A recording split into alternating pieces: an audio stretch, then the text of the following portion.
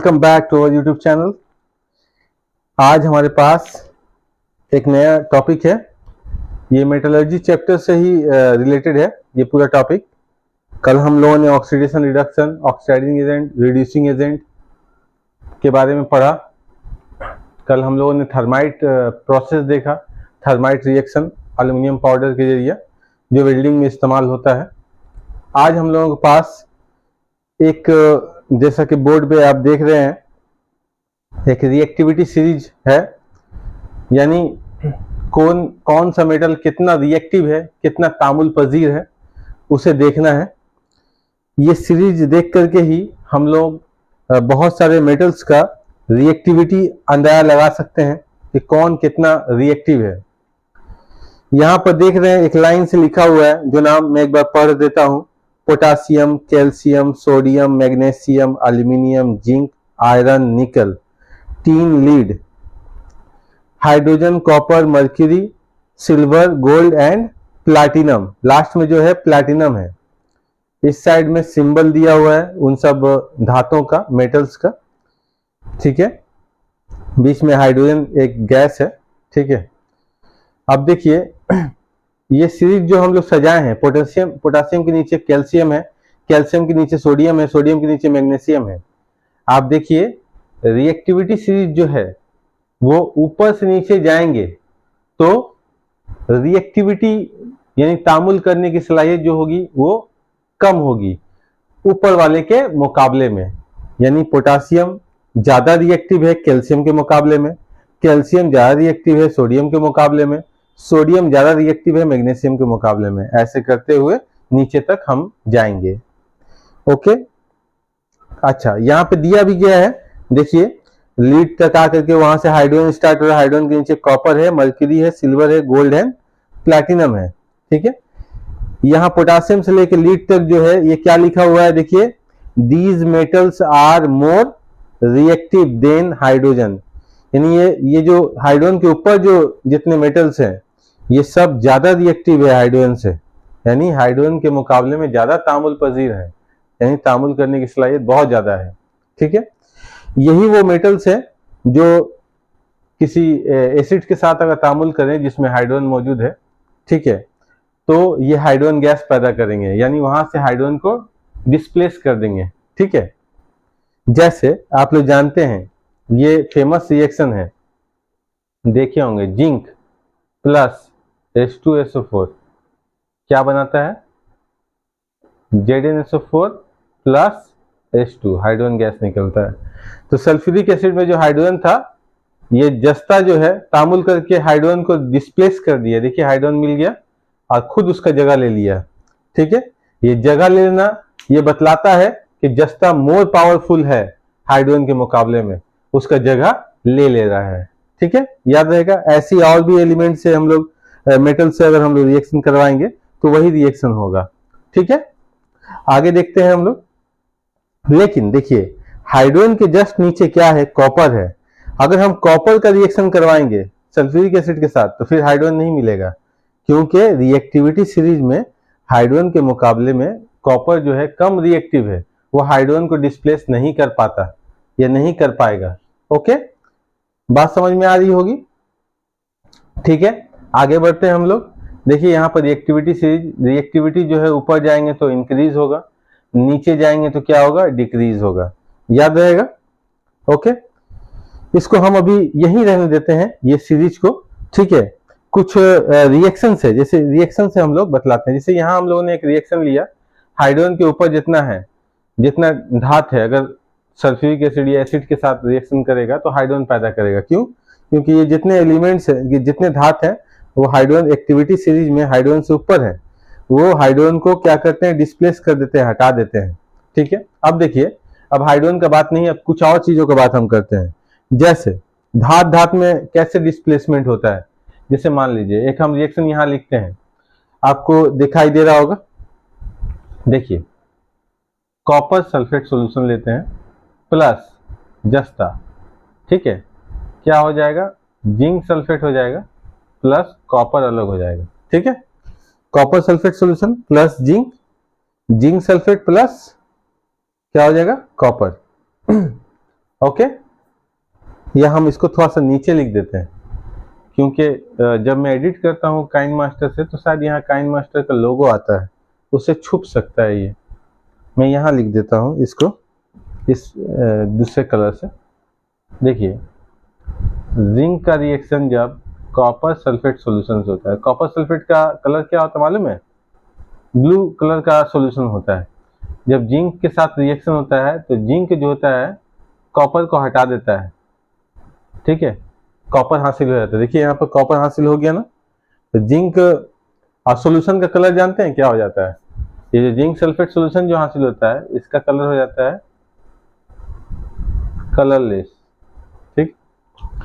Okay, बात समझ में आ रही होगी। तो देखिए एक्टिविटी सीरीज का कितना बड़ा इस्तेमाल है कि अगर हम रिएक्शन देखेंगे और एक्टिविटी सीरीज अगर हमको याद रहेगा तो हम लोग बोल पाएंगे। और इस रिएक्शन में जो है ना, जिंक जो है कॉपर सल्फेट के साथ अगर रिएक्शन करता है तो जिंक कॉपर को हटा देगा, इसलिए कि जिंक जो है कॉपर यहाँ है, जिंक इतना दूरी पर है, ऊपर में है, तो ये हाईली रिएक्टिव है कॉपर के मुकाबले में। तो जिंक क्या करेगा? कॉपर को हटा देगा। ओके, जिंक जो है कॉपर को हटा देगा, ठीक है ना। आगे बढ़ते हैं हम लोग।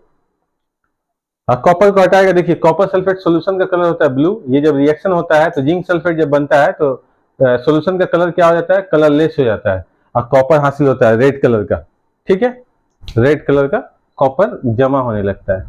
ओके, एक और रिएक्शन है इसी से रिलेटेड है, एक और रिएक्शन है ferrous plus copper sulphate, FeSO4 plus Cu। Okay, दिखाई दे रहा होगा, FeSO4 plus Cu, ferrous sulphate, ठीक है ना।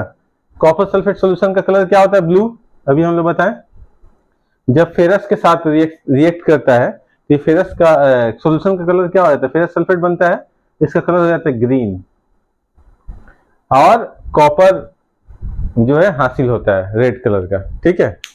यानी अगर कोई आयरन का रॉड अगर हम लोग कॉपर सल्फेट सॉल्यूशन में लगा दें, डाल दें, तो क्या होगा? कॉपर सल्फेट का जो कलर है वो चेंज होना शुरू हो जाएगा, फेरस सल्फेट में कन्वर्ट हो जाएगा। सॉल्यूशन फेरस सल्फेट में जब कन्वर्ट होगा रिएक्शन के बाद तो ब्लू कलर जो है वो ग्रीन में तब्दील हो जाएगा, ग्रीन कलर का, हरा कलर का हो जाएगा, और कॉपर जो है लाल रंग का वो आयरन के रॉड के चारों तरफ जमा होने लगेगा, ठीक है।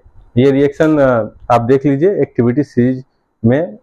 आयरन कहाँ पर है? आयरन जो है कॉपर से ऊपर है, ठीक है, ये हाईली रिएक्टिव है इसलिए वो कॉपर को डिस्प्लेस कर देगा, ठीक है, याद रहेगा। अब हम इसको मिटाते हैं, ठीक है, इसको हम मिटाते हैं। चलिए, एक्टिविटी सीरीज आप याद कर लीजिएगा, आसान है, थोड़ा सा ध्यान देने की जरूरत है, ठीक है।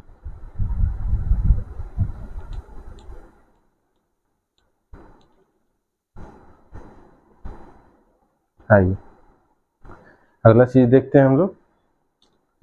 आप लोग मेरे वीडियोस को देखा करें, एग्जाम के लिए बहुत जरूरी है, ठीक है। आपको इन्फॉर्मेशन इससे बहुत अच्छा इन्फॉर्मेशन मिलेगा, और जब वीडियोस देख करके अगर पढ़ाई कीजिएगा ना तो फिर क्या होगा? आसानी होगी आपको जरा सा भी कोई डिस्टरबेंस नहीं होगा उसके बाद न्यू चीजों को देखने में। अच्छा, अगला चीज देखते हैं हम लोग। देखिए सोडियम जो था, आप देख रहे हैं सोडियम बहुत ऊपर में था ना, वो हाईली रिएक्टिव मेटल्स है। फॉर हाईली रिएक्टिव मेटल्स, जैसे कि मिसाल के तौर पर एग्जांपल हम लेते हैं सोडियम क्लोराइड। सोडियम जो होता है हाईली रिएक्टिव होता है ना। सोडियम कैसे हासिल करेंगे? ठीक है, सोडियम कैसे हासिल करेंगे? तो देखिए सोडियम क्लोराइड पिघला हुआ मोल्टेन सोडियम क्लोराइड से जब बरकी तो गुजारी जाती है तो ये Na+Cl- आयन में टूट जाता है। Na+ जो आयन है कैटायन है, कैथोड पर यानी बैटरी के माइनस वाले प्लेट से जाता है वहां पर, ठीक है, नेगेटिव प्लेट्स के पास, वहां से इलेक्ट्रॉन लेता है, सोडियम बन जाता है और वहां पर डिपॉजिट हो जाता है। और एनोड पे क्या होता है, एन आयन यानी आपका नेगेटिव चार्ज, एनोड यानी प्लस की तरफ जाता है बैटरी का, तो ये क्या करता है, अपना इलेक्ट्रॉन खो देता है और साथ में क्या बनाता है, क्लोरीन बनाता है। ठीक है, तो यहाँ से हम लोग को सोडियम हासिल हो जाता है, वहाँ जाके प्लेट पर ये जम जाएगा सोडियम, ये हासिल हो जाएगा। ओके, हाईली रिएक्टिव मेटल्स को इलेक्ट्रोलाइसिस के जरिए हम लोग निकाल सकते हैं। अच्छा, अगला चीज देखें, मिटाते हैं इसको।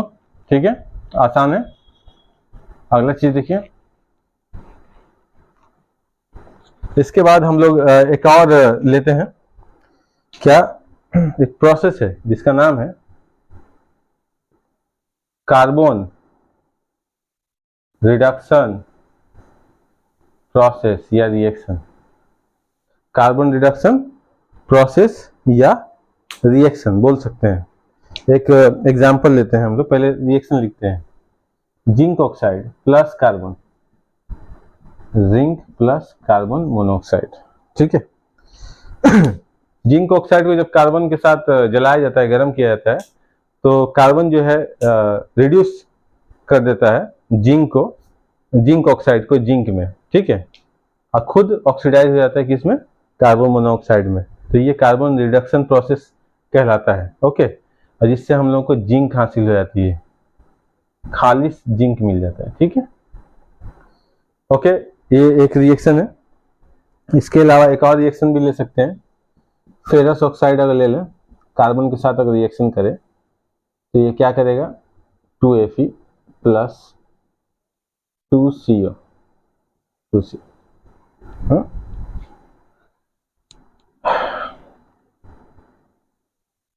ओके, इसको हटा देते हैं, ये बैलेंस ही है।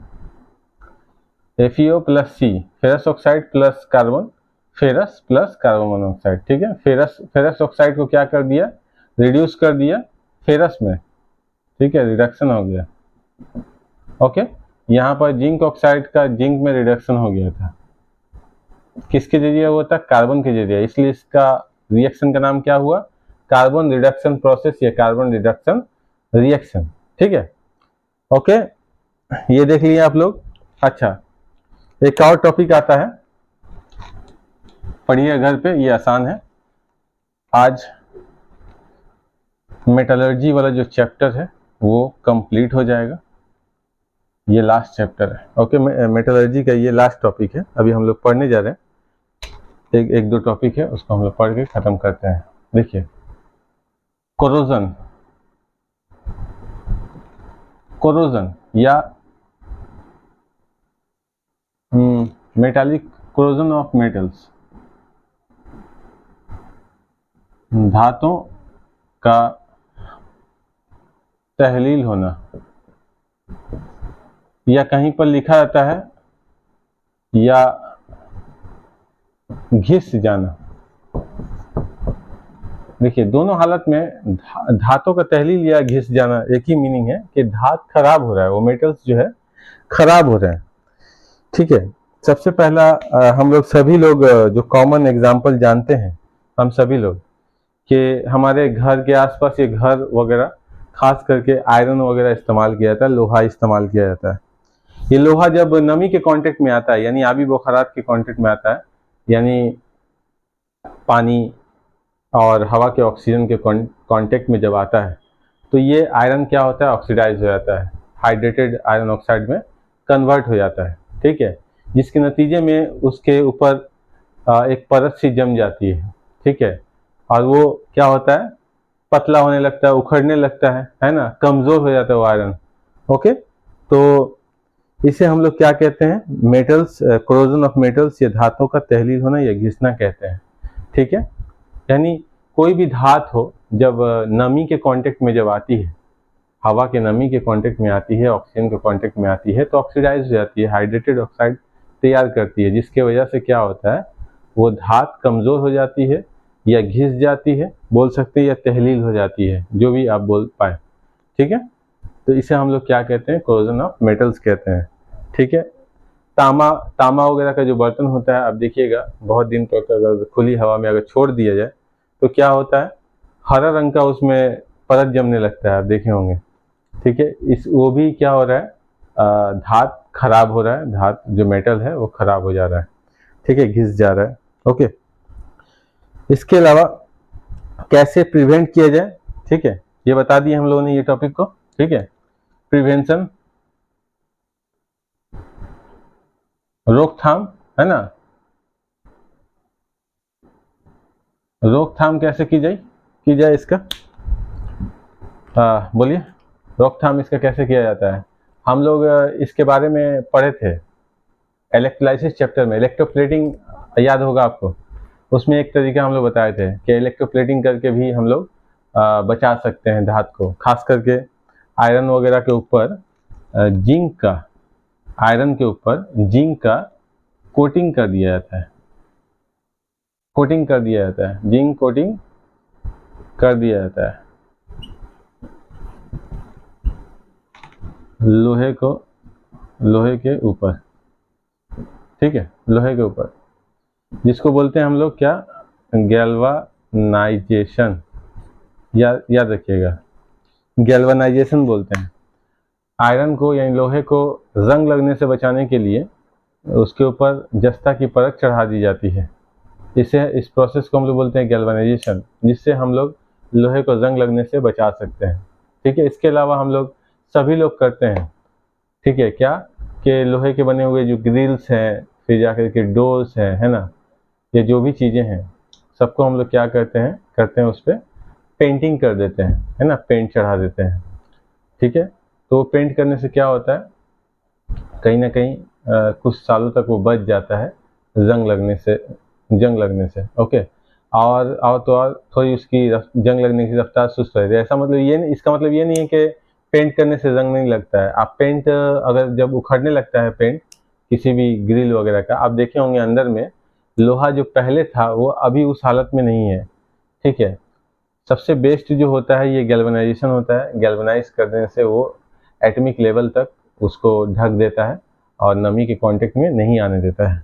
ठीक है, पेंट करके, इसके अलावा ऑयलिंग करके, ग्रीस लगा करके, आप देखे होंगे शटर वगैरह या कोलेप्सिबल गेट जो होता है, ठीक है, वो गेट्स वगैरह में आप देखे होंगे, या मशीन के पार्ट्स, गाड़ियों के पार्ट्स वगैरह में ग्रीस लगाया जाता है। वो क्यों लगाया जाता है, ताकि वो घिसे ना और ख़राब होने से बच सके। ठीक है, वो नमी के कांटेक्ट में ना है, जंग ना लगे उसमें।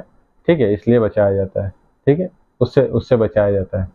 तो आप देखिए हम लोग कैसे कोरोजन को रोक सकते हैं या धातुओं का तहलील होना कैसे रोक सकते हैं, तो बोलिएगा गैल्वेनाइजेशन के जरिया, इलेक्ट्रोप्लेटिंग के जरिया, है ना, उसके बाद बोलिएगा पेंट करके, इसके अलावा ऑयलिंग और ग्रीस लगा करके, ये सब प्रोसेस आप बोल सकते हैं। ठीक है, आज हम लोगों का ये जो चैप्टर है कंप्लीट हो रहा है। ठीक है, इससे रिलेटेड अगर कोई क्वेश्चन हो आपके पास तो आप कमेंट बॉक्स में ज़रूर उसे टाइप करें। ठीक है, और मुझे दें, मैं नेक्स्ट क्लास में या कोई अलग क्लास में मैं उसको पूरा ले करके उसको डिस्कस करके अपलोड कर दूंगा यूट्यूब पर। ठीक है, अगर आप लोग नए हैं तो मेरे चैनल को सब्सक्राइब कर दें और मेरे साथ जुड़ें, और भी स्टूडेंट्स को हमारे साथ जोड़ें। हमारा ये कहीं ना कहीं एक तरह का एक फैमिली ही है। इस फैमिली को हम लोग बढ़ाया जाए, ठीक है, दूर तक पहुंचाया जाए, और हम लोग कुछ अच्छा सीखते हैं, फिजिकल साइंस को आसान बनाएंगे। ओके, एग्ज़ाम के लिए हम लोग जरूर तैयार होंगे, और माध्यमिक एग्ज़ाम बहुत इम्पोर्टेंट एग्ज़ाम होता है। ठीक है, हम लोग उसके लिए तैयार हो जाएंगे इंशाअल्लाह।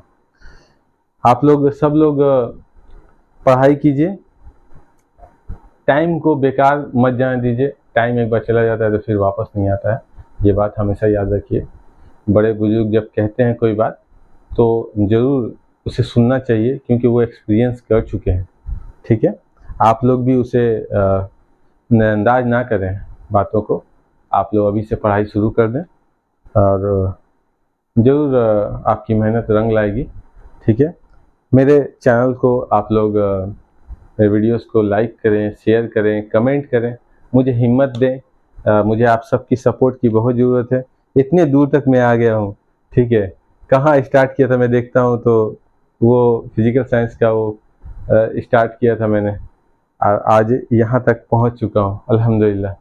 आप सब ऐसे ही मेरे साथ जुड़े रहें, अपना प्यार दें। आप सबकी सपोर्ट की बहुत ज़रूरत है और मेरे वीडियोस को शेयर करें और देखा करें एंड तक, नोट्स बनाएं। और साथ साथ मैं बोलूँगा, मेरे सब्सक्राइबर अभी कम हैं, आप लोग हेल्प करें मेरे साथ, इस चैनल के साथ बहुत सारे लोगों को जोड़ें ताकि वो लोग इससे फ़ायदा उठा सकें। ठीक है, अभी तक के लिए इतना ही। नेक्स्ट क्लास में हम लोग न्यू टॉपिक के साथ, न्यू चैप्टर्स के साथ हम लोग फिर मिलेंगे। ओके, ये सिलसिला जारी रहेगा। ओके, तब तक के लिए आप मेरे वीडियोस को एंड तक देखें। ओके, और सब्सक्राइब करें, कंजूसी ना करें। ओके, तब तक के लिए thank you everyone, thanks for watching, thank you.